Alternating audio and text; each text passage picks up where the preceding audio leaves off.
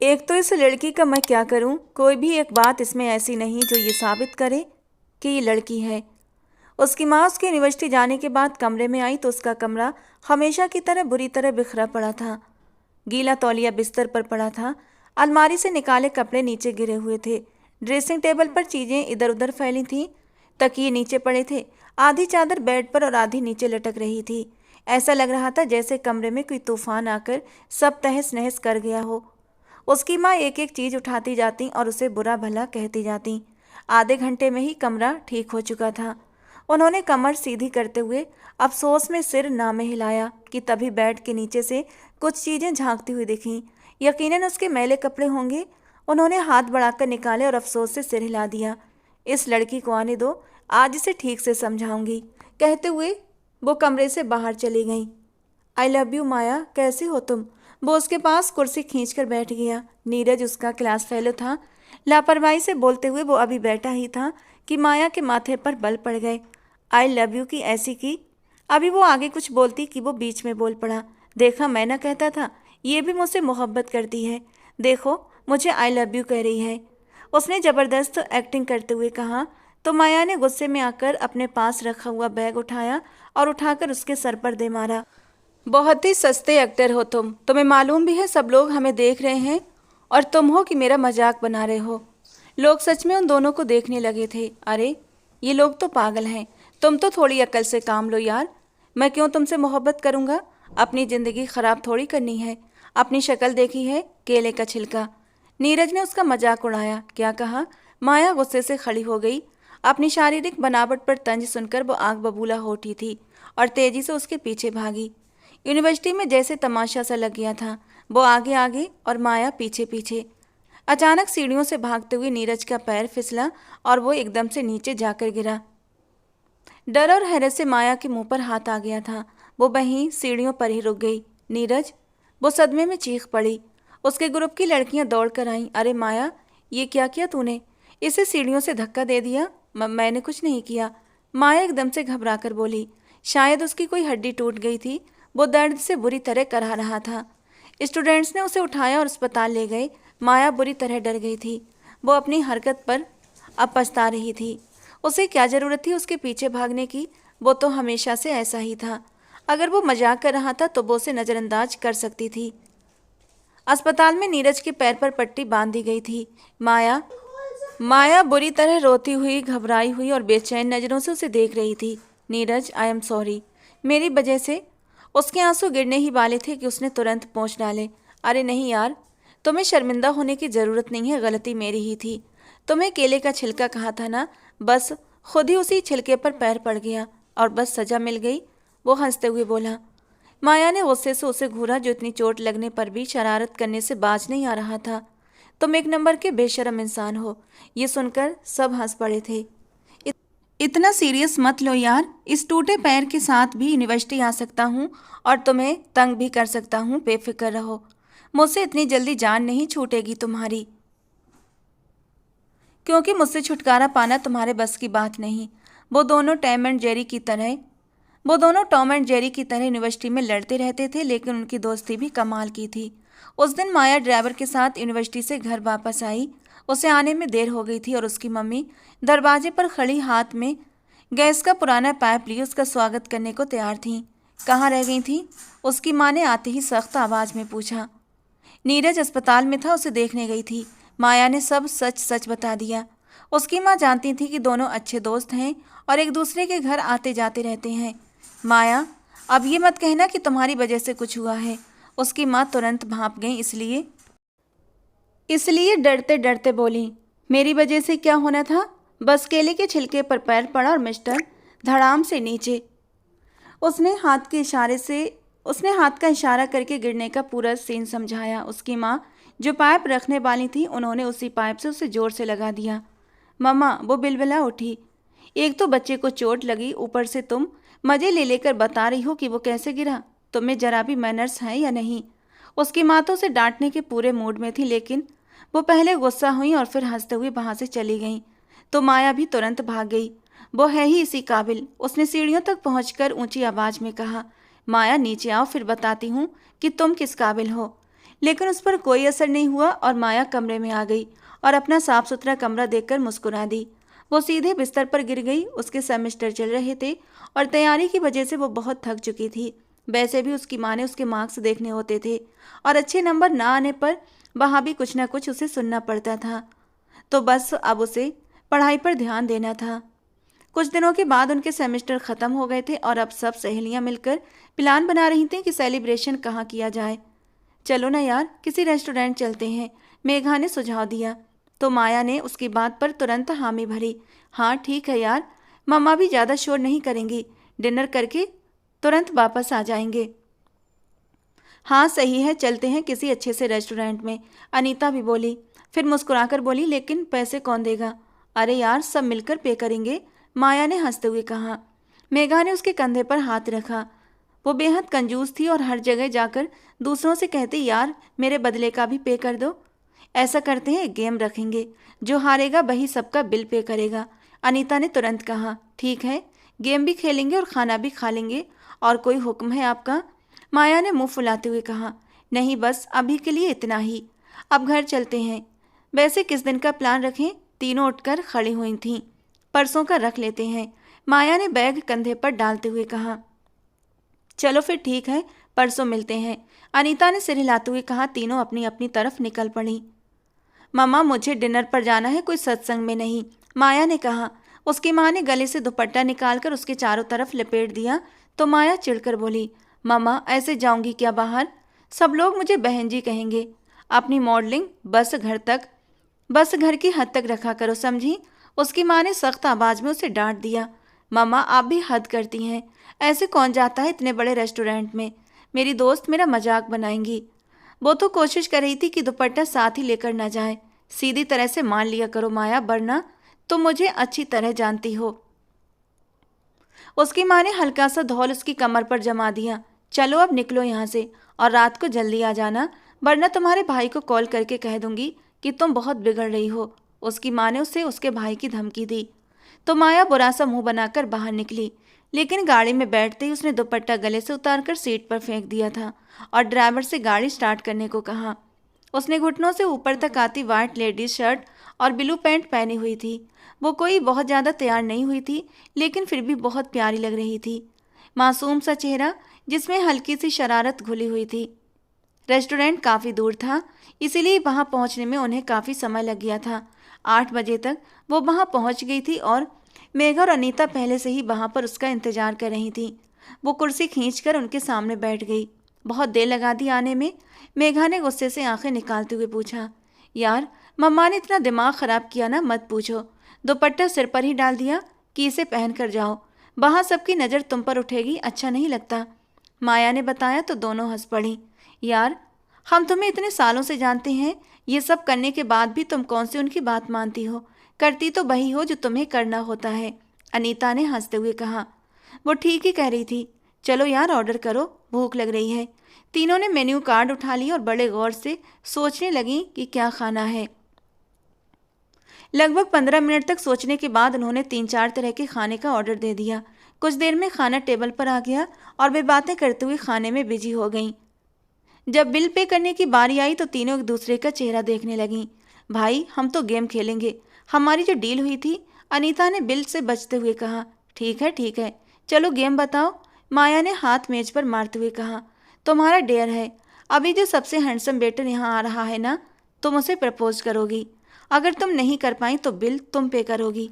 अपनी दोस्तों की बात सुनकर माया ने गुस्से से उन्हें घूर कर देखा। मैं कोई प्रपोज नहीं करने वाली, अगर वो मेरे गले ही पड़ गया तो, उसने बाल पीछे करते हुए कहा। मेघा और अनीता ने उसे घूरा। अरे ऐसा कुछ नहीं होगा, चलो शाबाश, शुरू करो, वो यहीं आ रहा है। उन्होंने आइसक्रीम का ऑर्डर दिया था और उसे देने एक वेटर उनकी तरफ आ रहा था। वो सच में काफ़ी हैंडसम लग रहा था। माया ने गहरी सांस ली और उसकी तरफ देखने लगी। वो धीरे धीरे उनकी टेबल के पास आता जा रहा था और माया का दिल तेजी से धड़क रहा था। आखिरकार वो टेबल तक पहुंच गया। माया ने झट से कहा, सुनिए 1 मिनट। वेटर रुक गया। आपकी शक्ल सूरत बहुत अच्छी है, मुझे आप बहुत अच्छी लगे, क्या आप मुझसे दोस्ती करेंगे? भीगी हथेलियों और धड़कते दिल के साथ आखिर माया ने किसी न किसी तरह बोल ही दिया था। मैम आपका ऑर्डर। उसने ट्रे टेबल पर रखते हुए माया को पूरी तरह नजरअंदाज करते हुए कहा। माया बुरी तरह शर्मिंदा हो गई। अपनी दोस्तों की मुस्कुराती नजरें खुद पर महसूस करते हुए वो धीरे से उसकी तरफ झुककर बोली, प्लीज, मेरी इज्जत का सवाल है। वो कुछ पल के लिए रुका, फिर उसकी ओर देखने लगा। ठीक है, बताइए, होटल में कब रूम बुक करवाना है? उसके सवाल पर माया का चेहरा गुस्से और शर्म से लाल पड़ गया। उसकी आंखें भर आईं। उसने गुस्से में उसे थप्पड़ मारने के लिए हाथ उठाया ही था कि उसने उसका हाथ हवा में ही पकड़ लिया और उसकी कलाई थामकर उसकी आंखों में देखने लगा। देखिए मैडम, आप हद से बढ़ रही हैं। ये सब मजाक था। मेघा ने मामला बिगड़ता देखा तो तुरंत उनके बीच आकर उस वेटर से कहा, मजाक में आप किसी को भी प्रपोज करके दोस्ती की बात कह सकती हैं? उस लड़के ने हैरानी से माया की ओर देखते हुए पूछा। आप लड़कियों में जरा सी भी सेल्फ रिस्पेक्ट नहीं होती क्या? उसके शब्द जैसे हवा चीरते हुए उनके कानों तक पहुंचे। माया तो उसे सीधा साधा शरीफ समझकर मजाक कर बैठी थी, लेकिन उन्हें क्या पता था कि सामने वाला इंसान इतना सख्त जवाब देगा। वो तीनों को खड़े खड़े सुनाने लगा।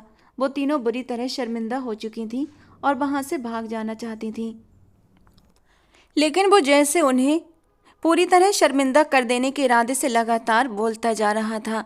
तीनों तीनों उसे पंगा लेकर अब बुरी तरह पछता रही थीं।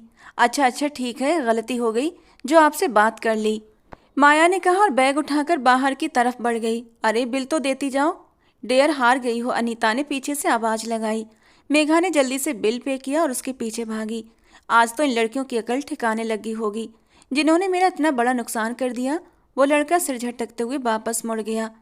एक हफ्ते के बाद माया सोफे पर बैठी पॉपकॉर्न खा रही थी कि उसकी माँ ने आकर कहा, तुम्हारे भाई का फोन आया था, 1 हफ्ते के बाद हमेशा के लिए वापस आ रहा है। माया उछलकर खड़ी हो गई। क्या भाई आ रहे हैं? उसकी आंखों में एकदम चमक आ गई। चलो, भगवान की कृपा है कि उन्हें हमारी याद भी आ गई, उसने मुस्कुराते हुए कहा। हाँ, और किसी लड़की के बारे में भी बता रहा था। उसके घर वाले हमसे मिलना चाहते हैं। उसकी माँ ने उसे और जानकारी दी। मतलब पहले से भाभी भी ढूंढ चुके हैं? माया ने चौंकते हुए कहा। तो इसमें इतना हैरान होने वाली कौन सी बात है? उसकी माँ ने उसे घूरा। हैरान होने वाली बात तो कोई नहीं। खैर, मैं भी अपना पति खुद ढूंढूंगी, उसने मुंह फुलाकर कहा। बहुत ज़्यादा जुबान चलने लगी है तुम्हारी माया। उसकी माँ ने उसे घूरा तो वो तुरंत हंस पड़ी। मैं सच में अपना दूल्हा खुद ढूंढूंगी, बस आपको पहले बता दूंगी। तभी उसके सर पर हल्की सी चपत पड़ी। मम्मा, उसने गुस्से से पुकारा। मम्मा की बच्ची, कब से एक ही बात बार बार दोहराए जा रही है। चल उठ, जाकर अपना कमरा साफ कर, उसकी माँ ने कहा। माया मुंह फुलाकर उठकर खड़ी हुई। हर कोई मुझसे बस काम ही करवाता रहता है। पीछे से उसके पापा ने भी हल्के से टोक दिया तो वो मुंह बनाकर अपने कमरे में चली गई। कमरे में आकर उसने काम करने की बजाय सीधे बेड पर लेटकर मोबाइल उठा लिया और ग्रुप में मैसेज करने लगी। तभी मेघा का मैसेज आया। माया, आज यूनिवर्सिटी के बाद बाहर घूमने चलते हैं। उसने तुरंत जवाब दिया। सॉरी यार, आज नहीं, आज भाई आ रहे हैं, उन्हें टाइम देना है। उसके जवाब में खुशी साफ झलक रही थी। अरे, आर्यन भैया आ रहे हैं? मेघा ने उत्साहित होकर पूछा। हाँ यार, तुम लोग भी आकर मिल लेना उनसे, माया ने जवाब दिया। वे सब पार्किंग एरिया की तरफ जा रही थी और ये सुनकर मेघा और अनीता भी खुश हो गईं। हम जरूर आएंगे, 7 साल हो गए हैं ना उन्हें बाहर गए हुए, उन्होंने कहा। माया के चेहरे पर खुशी देखकर उनकी खुशी भी और बढ़ गई। दोस्तों को बाय बोलते हुए वो खुशी खुशी घर आई थी और अब भाई के वेलकम की तैयारियों में लग गई थी। उसने मदद के लिए थोड़ी देर के बाद कॉल करके मेघा और अनीता को भी बुला लिया था। अब वे तीनों मस्ती करते हुए घर के कॉरिडोर और उसके भाई के कमरे को सजाने में बिजी थीं। थोड़ी देर के बाद ही थक कर वो बैठ गईं और चाय पीने लगीं कि तभी गाड़ी की आवाज़ आई। लगता है भाई आ गए। माया ने जल्दी से खुश होकर कप मेज पर रखा और बाहर की ओर भागी। बाहर पहुंचते उसने देखा कि वो गाड़ी से उतर रहा था। उसे देखते ही वो मुस्कुरा दिया। माया, मेरे बच्चे, उसने बाहें फैलाकर कहा। माया दौड़ती हुई उसके गले लग गई। भाई, मैंने आपको बहुत मिस किया, वो रोते हुए बोली। तभी उसकी माँ भी बाहर आ गई। अरे आर्यन, इसका बचपन है कि ख़त्म ही नहीं होता। कब से बच्चों की तरह उछल रही है कि भाई आ रहे हैं और अब देखो, अब रो रही है, सोमना जी ने हंसते हुए कहा। तो आर्यन ने प्यार से उसके आंसू पोंछे। कोई बात नहीं मम्मा, यह हमेशा मेरे लिए बच्ची ही रहेगी। उसने एक हाथ माया के कंधे पर रखा और दूसरा माँ की तरफ बढ़ाया तो उसकी माँ भी आकर उससे लिपट गई। आर्यन ने एक तरफ बहन और दूसरी तरफ माँ को थाम लिया और उस पल की ममता और अपनेपन को महसूस किया। थोड़ी देर के बाद सब लोग अंदर आ गए। माया की दोस्तों ने आर्यन का वेलकम किया तो माया ने उनका उससे परिचय करवाया। आर्यन फ्रेश होकर आया, तब तक खाना भी लग चुका था। सबने मिलकर खाना खाया। बेटा, आज ही तुम्हारे लिए काम कर रही है, वरना इसने कभी मेरे साथ कोई काम नहीं किया, उसकी माँ ने शिकायत की। आर्यन मुस्कुराकर माया की ओर देखने लगा। मम्मा, अब मैं करूँगा। मम्मा, मैं अब रखा करूँगा इसका ध्यान, उसने बहन को कुछ कहे बिना माँ को जवाब दिया। हाँ, बहन की बड़ी परवाह है तुम्हें। सब लोग हंस पड़े। हालांकि मम्मी थोड़ा नाटकीय अंदाज में नाराज हो गई थी। सबने खाना खाया। आर्यन ने सजावट और तैयारी की तारीफ की। थोड़ी देर के बाद मेघा और अनीता भी चली गईं। अब तीनों लॉन्च में बैठे थे। भाई, भाभी का नाम तो बताओ, कौन है वो? माया ने आर्यन के पास बैठते हुए उत्सुकता से पूछा तो आर्यन एकदम हंस पड़ा। खुद ही देख लो। उसने मोबाइल से तस्वीर निकालकर उसे दिखा दी। अरे वाह, ये तो बहुत प्यारी है। माया ने तस्वीर देखते हुए कहा। हाँ, बहुत प्यारी है, लेकिन इससे भी प्यारी तो तुम हो। उसके भाई ने प्यार से उसके सिर पर हाथ रखा तो वो हंस पड़ी। चलो अब उठो, रात हो रही है, भाई को भी आराम करने दो। बेचारे को न जाने कब से बिठा कर रखा हुआ है, इतनी लंबी फ्लाइट लेकर आया है, वो थक गया होगा। उसकी मम्मी ने कहा तो वो मुंह फुलाकर उठ गई। जल्दी से शादी कर लें, फिर हम कहीं घूमने चलेंगे, फैमिली ट्रिप। उसे फैमिली ट्रिप का बहुत शौक था। हाँ हाँ, क्यों नहीं। आर्यन ने मुस्कुराकर सर हिला दिया तो माया खुशी खुशी अपने कमरे में आई और बिस्तर पर लेट गई। आज उसे सच में बहुत अच्छी नींद आने वाली थी। 2 दिन के बाद माया, आर्यन और उसकी माँ लड़की वालों से मिलने उनके घर पहुंचे। उनका बहुत ही अच्छा स्वागत हुआ था। माया को वहाँ का माहौल बहुत पसंद आया। 2 बहनें और 2 भाई थे, न बहुत बड़ी और न बहुत छोटी फैमिली। रिश्ता तय होते ही शादी की तारीख भी तुरंत रख दी गई। सबसे ज़्यादा खुश तो माया हो रही थी, जिसका उत्साह और उछल कूद रुकने का नाम ही नहीं ले रही थी। आप में तो बच्चों वाली वाइब है, आरती के छोटे भाई विजय ने मौका पाकर माया से कहा। हाँ तो मेरे भाई की शादी होने वाली है, माया ने खुशी से चहकते हुए कहा। तो वो हंस पड़ा। मेरी भी बहन की शादी होने वाली है। उसने माया की तरफ गहरी नज़र से देखा। तो आप भी खुश होंगे, ऐसी खुशी कौन नहीं मनाता, माया ने गंभीरता से कहा। तो वो फिर से मुस्कुराया। हम लड़के तो ऐसे ही मनाते हैं खुशी, आप लड़कियां खुशकिस्मत होती हैं, उसने भौं उठाकर कहा। हाँ, लेकिन आपसे कम, माया ने कुछ अफसोस से कहा। क्यों? विजय ने हैरत से पूछा। क्योंकि आप लोग अपनी मर्जी से शादी कर लेते हैं और बेचारी लड़कियां कई बार मजबूरी में शादी करती हैं, उसने हल्की उदासी से कहा। माया कुछ पल उसे देखती रही। आप भी अपनी मर्जी से करना, आपके घर वाले तो अच्छे और पढ़े लिखे लगते हैं। जी बिल्कुल, उसने सिर हिलाया। उसके भाई भी वहीं पास में खड़े थे और आपस में बातें कर रहे थे। तभी आरती उन्हें खाने के लिए बुलाकर ले गई। जाते जाते भी उसके भाई की नज़रें एक पल को माया पर टिक गईं। इधर शादी की तैयारियां जोरों से चल रही थीं। माया हर छोटी बड़ी चीज का खास ख्याल रख रही थी।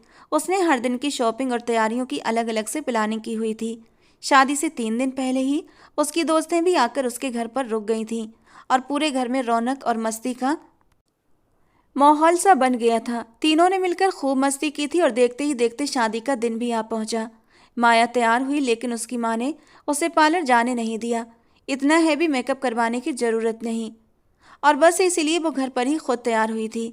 उसने बहुत ही खूबसूरत हल्के गुलाबी रंग का लहंगा पहना था। एक तरफ कंधे पर दुपट्टा लटक रहा था और हाई हील्स में उसका व्यक्तित्व और भी निखर कर सामने आ रहा था। माया और उसका भाई तैयार होकर आपस में बातें कर रहे थे कि तभी उसकी मम्मी ने आवाज़ दी तो दोनों बाहर आए और गाड़ी में बैठ गए। माया तो खुशी से फूली नहीं समा रही थी। आज उनके घर एक नया सदस्य जो आने वाला था। हॉल में उनका स्वागत बहुत ही जोरदार तरीके से किया गया था।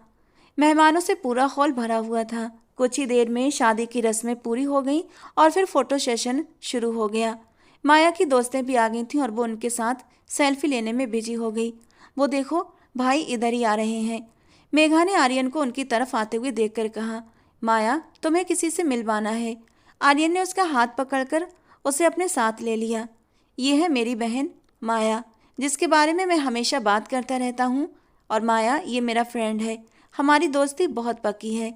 उसने मुस्कुराते हुए दोनों का परिचय करवाया। तुम? माया ने हैरानी से कहा और उसे गौर से देखने लगी। जी, उसने अनजान बनते हुए पूछा। भाई, ये तो वेटर का काम करते हैं, हम एक बार रेस्टोरेंट गए थे, तब ये वहाँ थे और इन्होंने मुझे बहुत डांटा भी था, माया ने उसे घूरते हुए कहा। तो हैरानी से आर्यन उसे देखने लगा। सूर्यांश, तुम वेटर हो? सूर्यांश को भी जैसे झटका लगा। बिल्कुल नहीं यार, तुम्हें कोई गलतफहमी हुई है। मेरा अपना बिजनेस है और तुम मुझसे ऐसा सवाल क्यों कर रहे हो? तुम तो मुझे इतने सालों से जानते हो। उसने थोड़ा सा बुरा मानते हुए कहा और एक नज़र माया पर डाली जो उसकी पूरी योजना बिगाड़ रही थी। रुको, मैं अपने दोस्तों को भी बुलाती हूँ, उन्होंने भी तुम्हें देखा था, माया ने कहा और अपनी दोनों दोस्तों को बुला लिया। लेकिन उन दोनों ने मना कर दिया। माया, जरूर तुम्हें कोई गलत फहमी हुई है। वो तो क्लीन शेव था और उसके कान भी कुछ अलग थे, मेघा ने कहा। अरे बुद्धू, दाढ़ी रखने में कौन से साल लगते हैं? ये वही है, ध्यान से देखो। माया किसी भी तौर पर मानने को तैयार नहीं थी। छोड़ो यार, आर्यन ने बात खत्म करते हुए कहा। तुमने जिसे देखा होगा वो शायद सूर्यांश से मिलता जुलता होगा। तभी आर्यन को उसकी माँ ने बुला लिया और वो वहां से चला गया। उधर माया और सूर्यांश खाने की तरफ बढ़ने लगे। माया ने धीरे से उसकी तरफ देखकर कहा, मुझे पूरा यकीन है कि तुम वही हो। उसने उंगली उठाकर कहा, कैसे यकीन है, सबूत दो। सूर्यांश ने संजीदगी से उस लड़की को देखते हुए पूछा, क्योंकि तुम नहीं, तुम्हारी आंखें। उसने कंफ्यूज होकर कहा तो वो मुस्कुरा दिया। हाँ हाँ, क्या क्या मेरी आंखें? आगे बोलो। नहीं, आंखें नहीं, ये कुछ अलग है। उसने परेशानी से माथा मसला और फिर वहां से झुंझलाकर हट गई। वो आदमी उसे बहुत रहस्यमय लग रहा था। पागल लड़की, उसने धीरे से कहा और सिर पर हाथ फेरने लगा। उधर माया लेडीज वॉशरूम की तरफ आ गई थी। खाते समय उसकी ड्रेस पर रायता गिर गया था। वो साफ करने ही वाली थी कि पीछे से आवाज आई, कैसी हो प्रिंसेस? उसने मुड़कर देखा, वो उसकी भाभी का भाई विजय था। आप यहाँ लेडीज वॉशरूम में क्या कर रहे हैं? जेंट्स का हिस्सा अलग है, माया ने सख्ती और गुस्से से कहा। यहाँ कोई नहीं है तो तुमसे मिलने आया हूँ। बहुत प्यारी लग रही हो, उसने मुस्कुराते हुए कहा। ये क्या बदतमीजी है? माया डर और गुस्से से बोली। वहां सच में कोई नहीं था और ऊपर से तेज म्यूजिक की आवाज आ रही थी। बदतमीजी नहीं, पागलपन है जो तुम्हारी अदाओं को देखकर हो गया है, उसने कहा और झट से माया को पकड़कर दीवार के पास लगा दिया और खुद उसके बहुत करीब आ गया। मुझे छोड़ो, मैं भाई से तुम्हारी शिकायत कर दूंगी, माया ने डरते हुए धमकी दी। अफसोस, अभी तुम्हारी सुनने वाला यहाँ कोई नहीं है, उसने ताना दिया। तो माया बुरी तरह घबरा गई थी। उसने खुद को छुड़ाने की कोशिश की, लेकिन वो उससे कहीं ज्यादा ताकतवर था। उसका दिल डर से जोर जोर से धड़क रहा था और आंखों से आंसू भी निकलने लगे थे। वो पूरी ताकत से उसे पीछे धकेलने की कोशिश कर रही थी, लेकिन वो टस से मस नहीं हो रहा था। उसे यकीन न आया कि उसके साथ ऐसा कुछ हो सकता है और वो यूं बेबस हो जाएगी। उसने लड़ने की कोशिश की थी लेकिन नाकाम रही। वो नाजुक सी थी और वो हट्टा कट्टा मर्द। छोड़ो मुझे, वो गुस्से से उसे हटाने की कोशिश कर रही थी और वो अपनी मनमानियां लगातार करता जा रहा था। उसके हाथ माया की बैग पर थे जो उसके ब्लाउज की बंधी डोरी को खोल रहे थे, जबकि उसके हाथों की सरसराहट महसूस करते हुए माया के पूरे वजूद से जान निकलने लगी थी। आंखों से बेबसी के आंसू बहने लगे थे। वो उसके सीने पर दोनों हाथ रखकर उसे पीछे धकेलने की हर मुमकिन कोशिश कर रही थी, लेकिन वो अपनी जगह से एक इंच भी नहीं हिला। यार, इतना डर क्यों रही हो? जो जो तुम सोच रही हो वैसा कुछ नहीं करूँगा, बस थोड़ा सा तुम्हें छूकर महसूस करना चाहता हूँ। क्या गोरी बेदाग रंगत है तुम्हारी, एकदम मलाई जैसी। वो उसकी डोरी को खोलता हुआ अपने सख्त हाथों से उसकी नरम पीठ को सहलाने लगा। उसके स्पर्श से माया के पूरे वजूद में चींटियां सी रेंगने लगीं।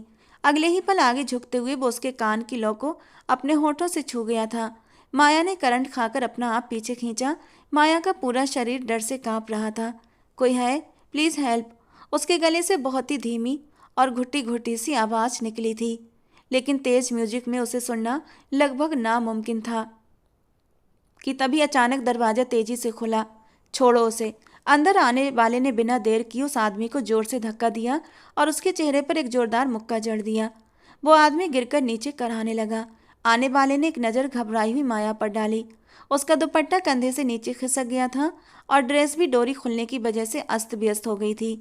उसने तुरंत नीचे से दुपट्टा उठाया और संभाल कर उसके कंधों पर डाल दिया। माया ने कांपते हाथों से दुपट्टे को कसकर पकड़ लिया। अब वो खुद को सुरक्षित महसूस कर रही थी। उधर वो आदमी अभी भी नीचे पड़ा दर्द से करा रहा था और सामने खड़ा सूर्यांश गुस्से से उसकी तरफ बढ़ रहा था। और फिर अगले ही पल उसने उसे बुरी तरह पीटना शुरू कर दिया। माया लगातार रोते हुए दोनों को देख रही थी। जैसे तैसे मार खाता हुआ विजय खुद को बचाता हुआ वहां से भाग गया। ठीक हो तुम? कुछ हुआ तो नहीं? सूर्यांश दोबारा उसके करीब आकर खड़ा हो गया। माया ने डर से कांपते हुए बस सिर हिला दिया। वो अभी भी बुरी तरह सहमी हुई थी। थैंक्स। खुद को संभालते उसने धीरे से कहा और आगे बढ़ने लगी। तभी सूर्यांश ने उसका हाथ पकड़ लिया। वो हैरानी से पलटकर उसे देखने लगी। सूर्यांश ने तुरंत उसका हाथ छोड़ दिया। तुम ऐसे ही बाहर जाओगी? बाहर बहुत सारे मेहमान हैं। रुको, मैं तुम्हारी मदद कर देता हूँ। उसने धीरे से उसका दुपट्टा कंधों से हटाया और पीछे की खुली डोरियों को बांधने लगा। किसी मर्द के स्पर्श से माया को एक अजीब सी घबराहट हो रही थी। उसका दिल तेजी से धड़कने लगा। वो बहुत नरमी से उसकी डोरियों को बांध रहा था कि तभी विजय आर्यन को लेकर अंदर आ गया। आर्यन जीजू देखिए, ये दोनों यहाँ पर क्या कर रहे हैं? विजय की आवाज़ पर सूर्यांश और माया दोनों ने पलट कर देखा। सूर्यांश ने तुरंत हाथ पीछे किए और माया के कंधों पर दुपट्टा ठीक से डाल दिया। इसने आपको बताया नहीं कि इसके साथ इसने क्या किया है? सूर्यांश कुछ कहता इससे पहले ही आर्यन गुस्से से भर उठा। मैं जो देख रहा हूं ना, वही काफ़ी है। तुम और मेरी बहन। उसे अपनी आंखों पर यकीन नहीं हो रहा था, लेकिन जो उसने देखा था उसी को सच मान बैठा था। आर्यन, तुम अपने दिमाग में क्या सोच रहे हो? मुझे नहीं पता, लेकिन मैं तो इसकी मदद कर रहा था। वरना ये तुम्हारा साला जो इसके साथ करने वाला था, तुम और ये किसी को मुंह नहीं दिखा पाते। सूर्यांश की बात पूरी भी नहीं हुई थी कि आर्यन ने उसके मुंह पर एक जोरदार मुक्का मार दिया। माया कुछ भी कहने की हालत में नहीं थी। वो बहुत ज़्यादा डरी हुई थी। हिम्मत करके कुछ कहने की कोशिश की, लेकिन तभी अचानक से उसका सर चकराया और उसकी आंखों के आगे अंधेरा सा छा गया और अगले ही पल वो बेहोश होकर जमीन पर गिर पड़ी। आज के बाद मेरा इस लड़की से कोई रिश्ता नहीं। अगर तुम दोनों एक दूसरे को पसंद करते थे तो मुझे पहले बता देते। मैं इज्जत से इसे तुम्हारे हवाले कर देता, लेकिन तुमने तो चोरी छुपे मेरी इज्जत पर ही वार कर दिया। अब मुझे इस लड़की को अपने घर में नहीं रखना। इसे यहाँ से लेकर जाओ। आर्यन गुस्से में कहकर वहां से चला गया। पास खड़ा विजय हल्की सी मुस्कान दबाकर रह गया। सूर्यांश ने परेशान होकर सिर पर हाथ फेरा। क्या मुसीबत है यार, कैसा भाई है, अपनी बहन पर भी भरोसा नहीं किया। उसने खुद से कहा और माया को गोद में उठाकर पीछे के दरवाजे से बाहर निकल गया ताकि कोई उन्हें इस हालत में देख न सके।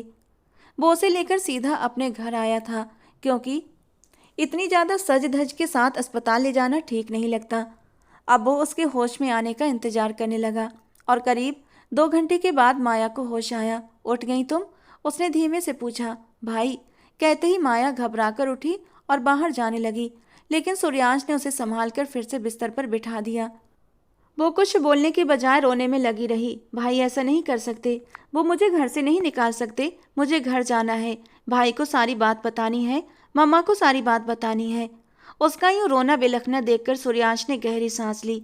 वैसे तो तुम्हारी जुबान बहुत चलती है, लेकिन आज अपने भाई के सामने एक शब्द भी नहीं बोल पाई तुम कि तुम्हारे साथ क्या हुआ था। तुम्हारी इसी चुप्पी ने देखो मुझे किस मुसीबत में डाल दिया।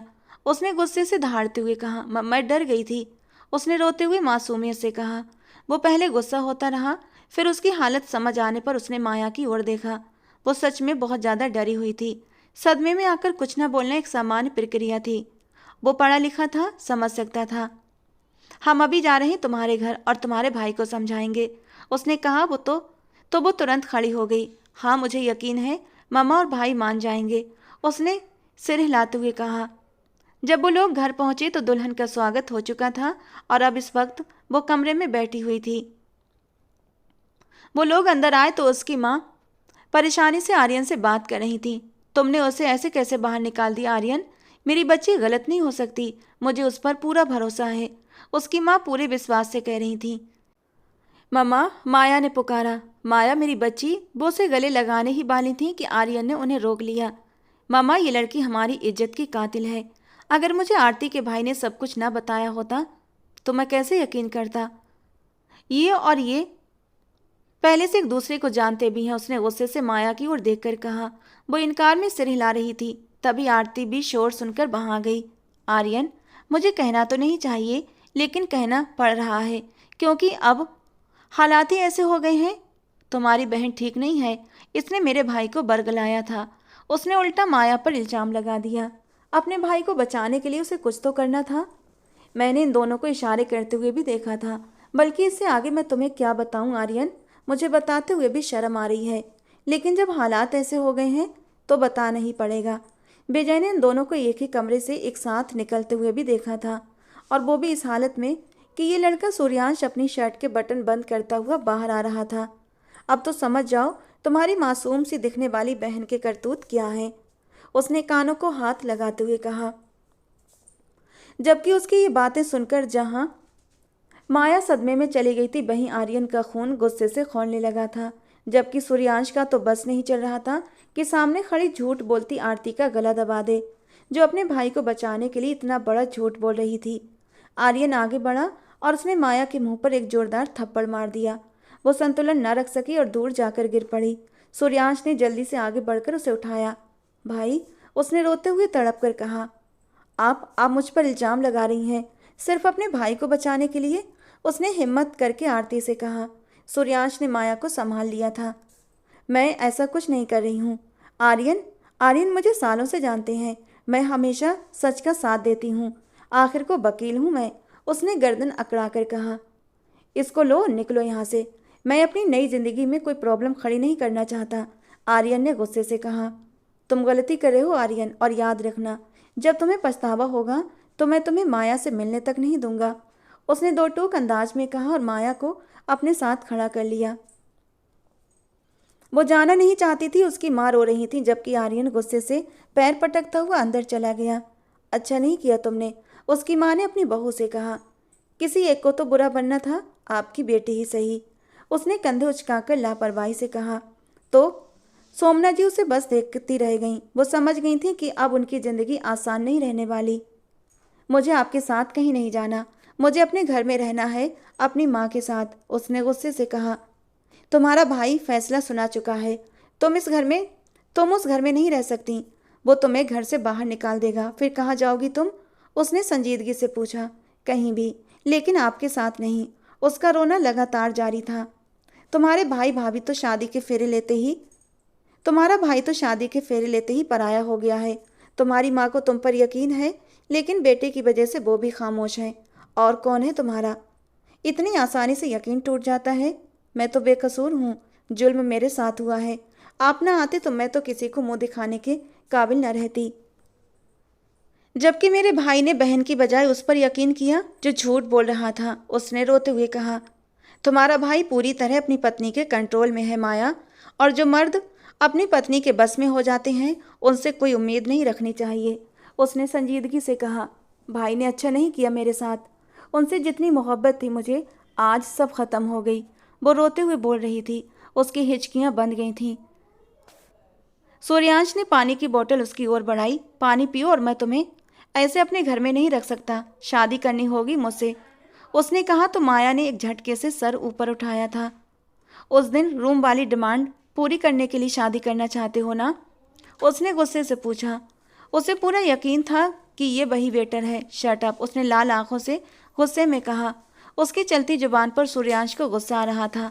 अपने भाई भाभी से इस तरह बात करने की हिम्मत नहीं हुई थी तुम्हारी, तब तुम्हारी जुबान तालू से क्यों चिपक गई थी, और अब देखो मेरे सामने कैसे तेज तेज चल रही है। मैं आपके साथ नहीं जाऊंगी, उसने जिद भरे शब्दों में कहा। सूर्यांश ने अचानक ब्रेक लगाया और गाड़ी रोक दी।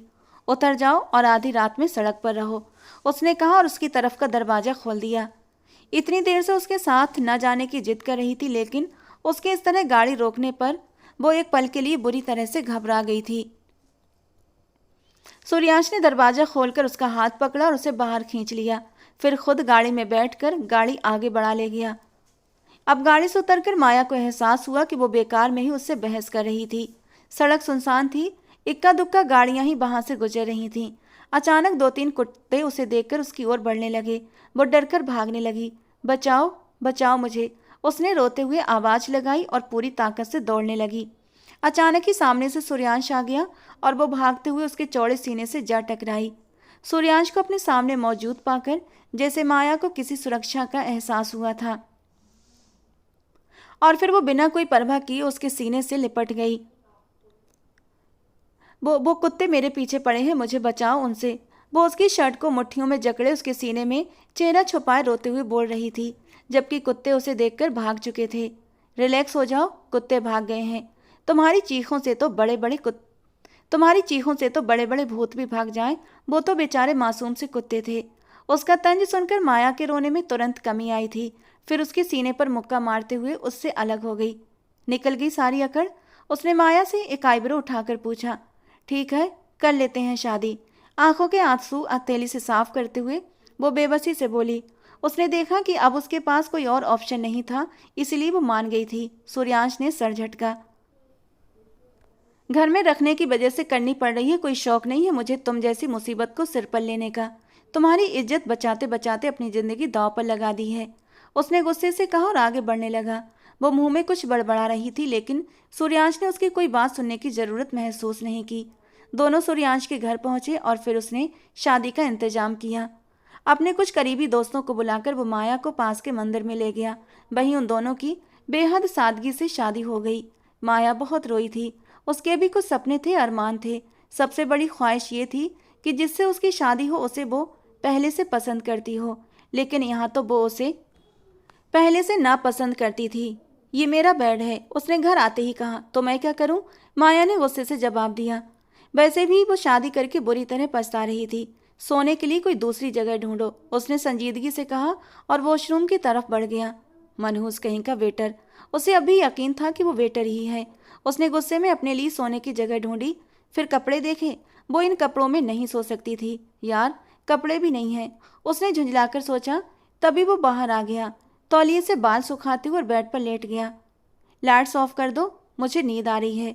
सूर्यांश का हुक्म सुनकर माया सर से लेकर पैर तक बुरी तरह से सुलग उठी थी। तुम्हें नजर नहीं आ रहा मैं यहाँ खड़ी हूँ? उसने गुस्से से सूर्यांश को घूरते हुए कहा। अगर बाहर जाओगी तो रोशनी ही रोशनी है, तो तुम शौक से कमरे से बाहर जा सकती हो। आज शादी में जाकर मुझसे बहुत बड़ी गलती हो गई, उसने भी बिना लिहाज के जवाब दे दिया। हाँ, वेटर की कमी जो रह गई थी, इसलिए तुम्हारा आना तो बनता था। उसने भी अपने बदले का पूरा अंदाज दिखाया। सूर्यांश बेड से उठा और उसके पास आ गया। क्या कहा वेटर? मेरे साथ रहते हुए तमीज से बात करो, वरना तुम्हारे साथ अच्छा नहीं होगा, उसने गुस्से से माया से कहा। वो एक ही बात का बार बार उसे ताना दे रही थी। बेटर को बेटर ही कहूंगी, कोई एसपी डीएसपी नहीं हो तुम, जो मैं तुमसे डरूं और तुम्हारी इज्जत करूं। अब सूर्यांश से बर्दाश्त नहीं हुआ। वो झटके से बाजू से पकड़कर माया को दीवार से लगा गया और खुद उस पर साया किए खड़ा हो गया। हल्के अंधेरे में उसकी आंखें माया को साफ नजर आ रही थीं।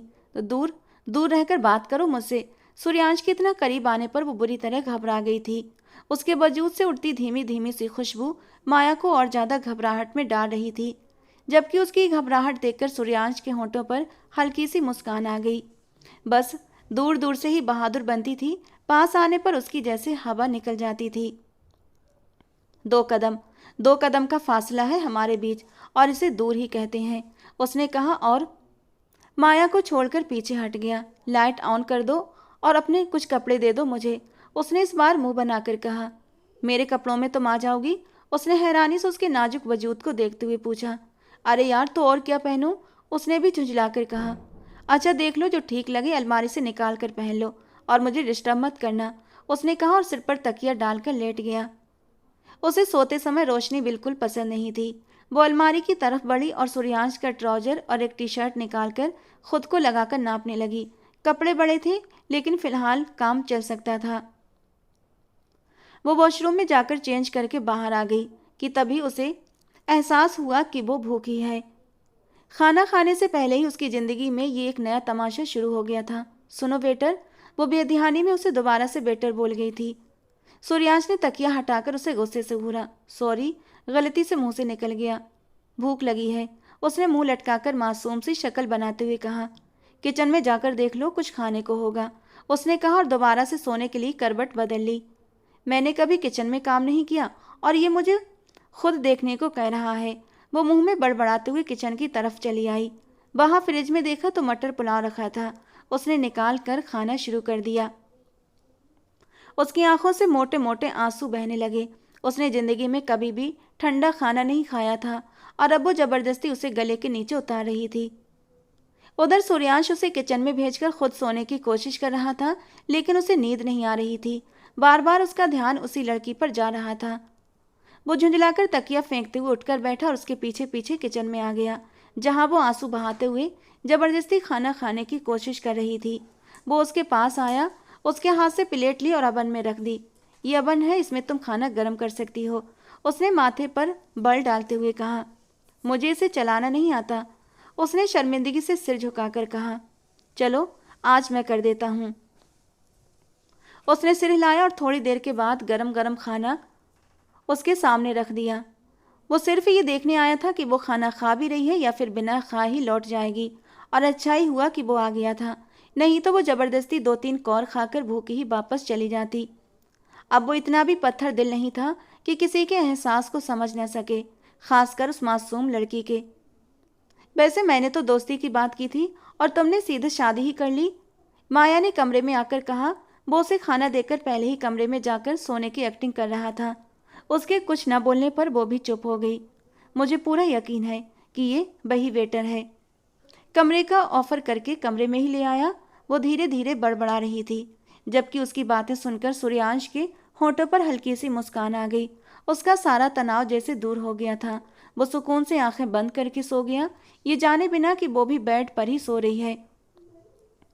तुमने अच्छा नहीं किया आर्यन, उसकी कोई गलती नहीं थी। सुबह सोमना जी ने आर्यन से समझाने की कोशिश की। मुझे उसका नाम इस घर में नहीं सुनना मम्मा। मेरे ससुराल वाले इतने भी गए गुजरे नहीं कि मेरी बहन की इज्जत पर दाग लगाएं। आपकी बेटी पहले से ही उसे जानती थी, उसने खुद कहा था कि वो उससे रेस्टोरेंट में मिल चुकी है, और फिर पता नहीं कौन से वेटर की कहानी सुनाने लगी। उसने हाथ उठाकर अपनी माँ को रोकते हुए कहा। सोमना जी चुपचाप उसे देखती रह गईं। इस बार तुम गलती कर रहे हो आर्यन, उसकी माँ ने सख्ती से कहा और वहां से उठकर चली गईं।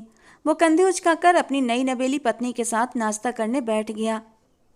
मुंह दिखाई की रस्म में माया नहीं थी। ये बात किसी और को महसूस हुई हो या ना हुई हो, लेकिन उसकी माँ को बहुत ज़्यादा महसूस हो रही थी। माया को याद करके वो चुप चुप कर रो रही थी। आर्यन तो अपनी पत्नी में इतना खो गया था कि सब कुछ भुला बैठा था।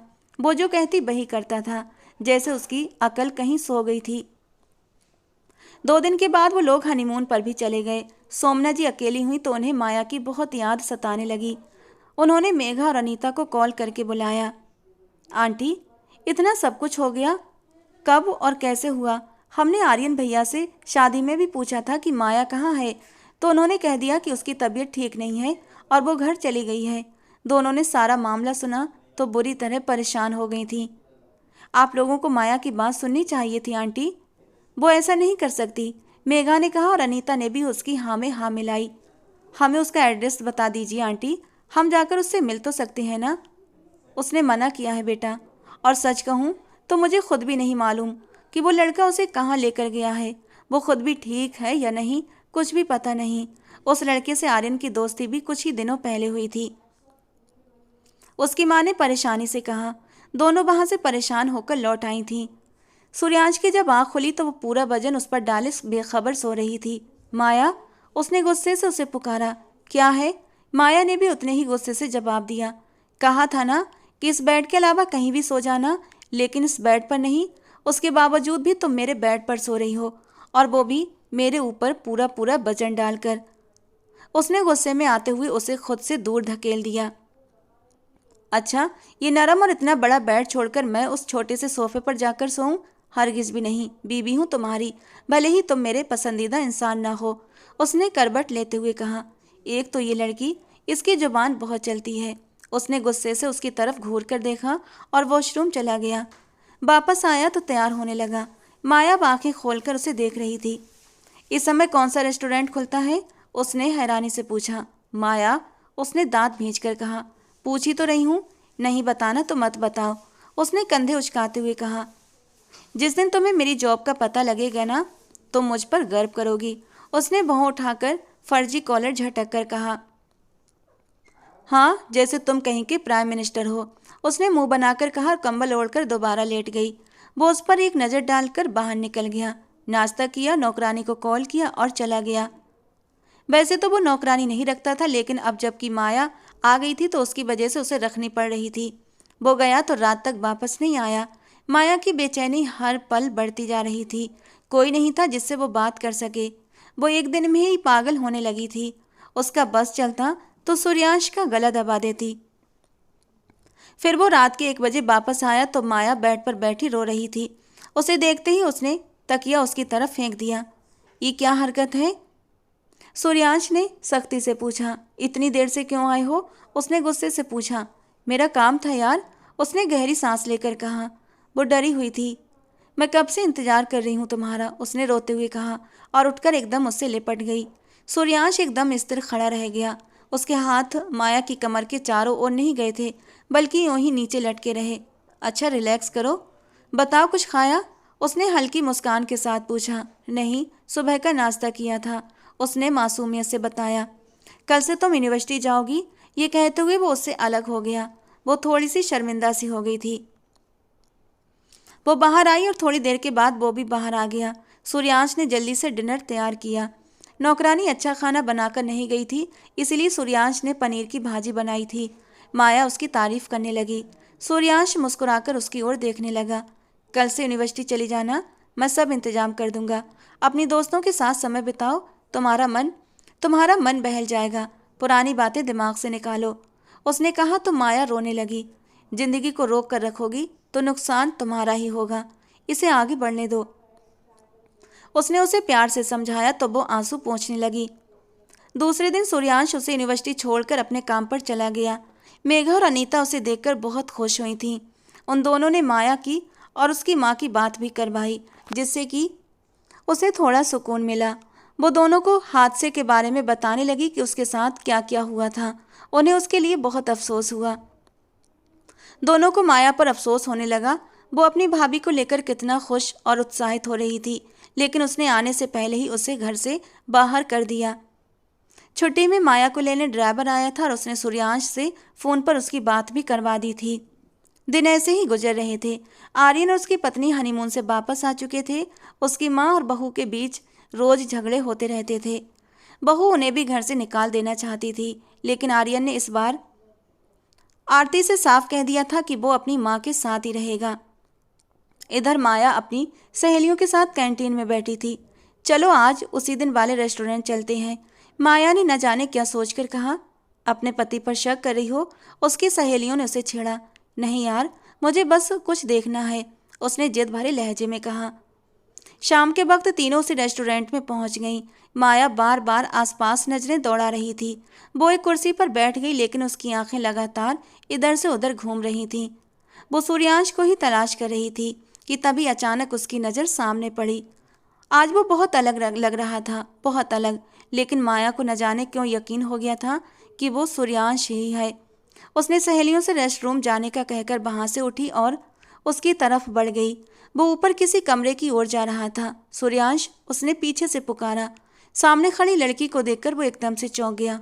ओ गॉड, ये यहाँ भी आ गई। इसके सामने रूप बदल कर भी आ जाऊं तो पहचान लेती है, इससे बचना मुश्किल है, उसने मन ही मन सोचा और माया को अंदर खींच लिया। हाँ बताओ क्या बात है, उसने सामान्य बनने की कोशिश की। मुझे यकीन है तुम सूर्यांश हो, माया ने उंगली उठाकर कहा। उसने तुरंत माया के मुंह पर हाथ रख दिया और उसे कमरे के अंदर ले जाकर दरवाजा अंदर से बंद कर दिया। आवाज मत निकालना, बिल्कुल चुप।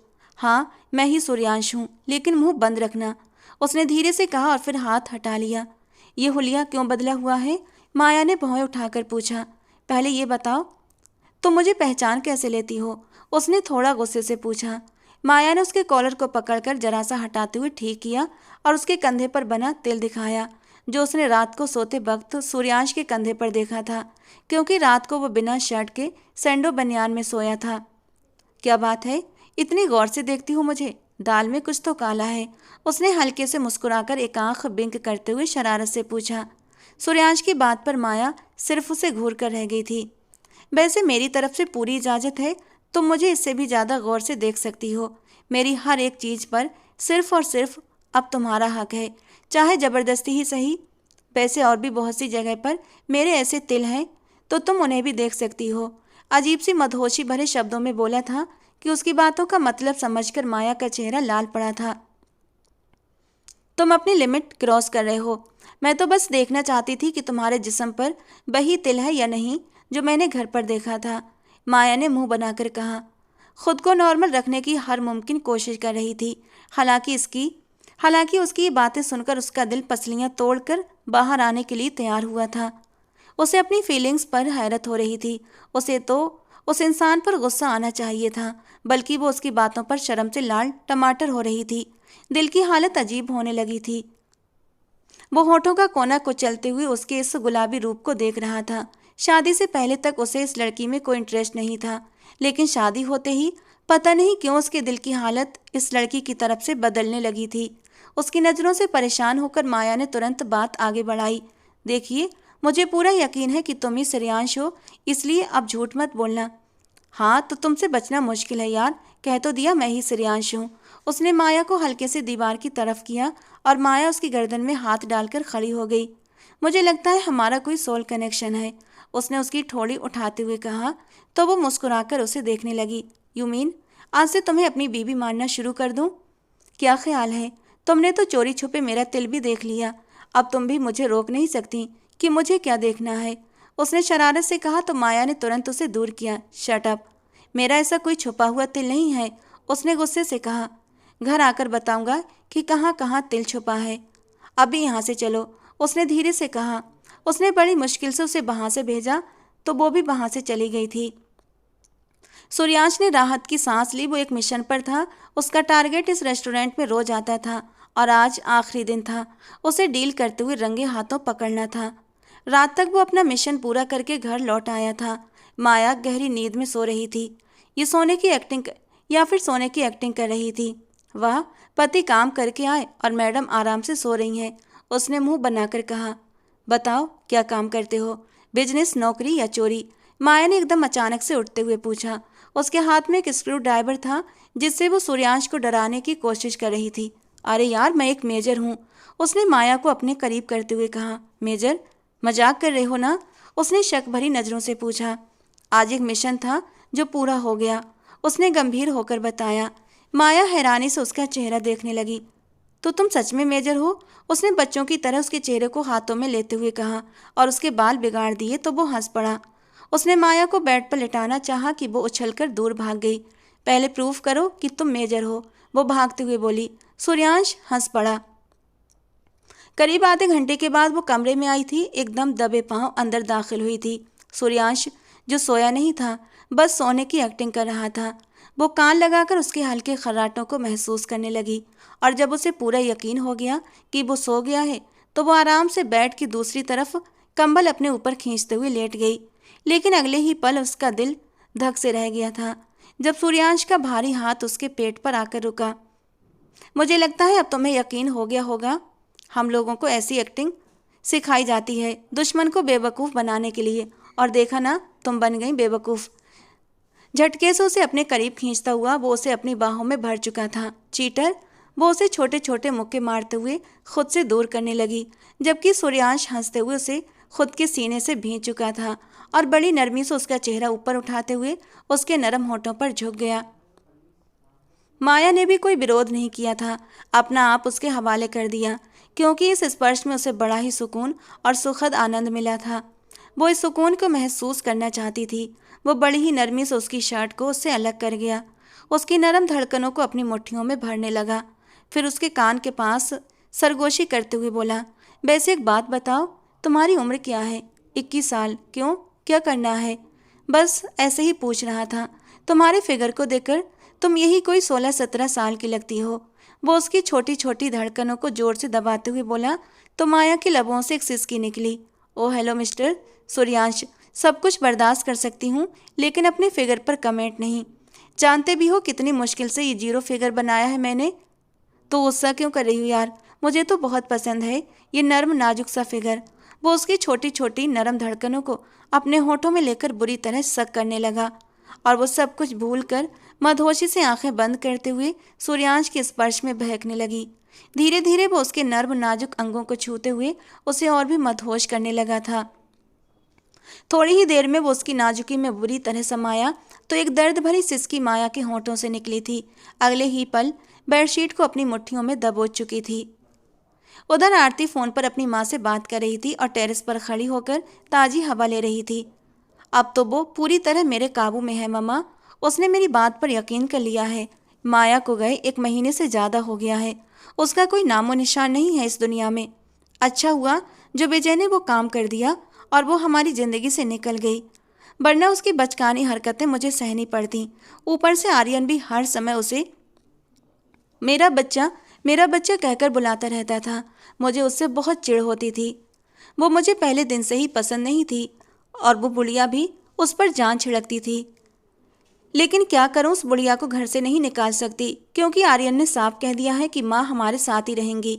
वो गुस्से से सब कहे जा रही थी। पता नहीं अब माया किसके साथ होगी। पहले तो विजय पर बहुत गुस्सा आया था कि जहाँ खूबसूरत लड़की देखी नहीं वहीं फिसल गया, लेकिन बाद में लगा जो हुआ अच्छा ही हुआ। तभी किसी ने अचानक उसके हाथ से फ़ोन छीन लिया। वो घबराकर पीछे मुड़ी तो सामने ही आर्यन खड़ा था। उसके गुस्से से भरे चेहरे को देखकर आरती एक पल के लिए बुरी तरह सहम गई। वो कुछ कह पाते उससे पहले ही आर्यन का हाथ उठा और उसके गाल पर एक जोरदार थप्पड़ पड़ गया। तुम्हारी हिम्मत कैसे हुई? वो गुस्से से कांप रहा था। मेरी बहन पर झूठा इल्जाम लगाने की हिम्मत कैसे हुई तुम्हारी? उसकी आंखें गुस्से से लाल थीं। You bastard! आरती भी गुस्से में उसकी तरफ बढ़ी, लेकिन आर्यन ने एक और थप्पड़ उसके गाल पर जड़ दिया। निकल जाओ मेरी ज़िंदगी से, हमेशा हमेशा के लिए। मैं तुम जैसी औरत को अपनी ज़िंदगी में और बर्दाश्त नहीं कर सकता, जिसने आते ही मेरा घर बर्बाद कर दिया। तलाक के पेपर तुम्हें कल तक मिल जाएंगे। उसके मुंह से तलाक शब्द सुनते ही आरती पत्थर की तरह वहीं जमी की खड़ी रह गई।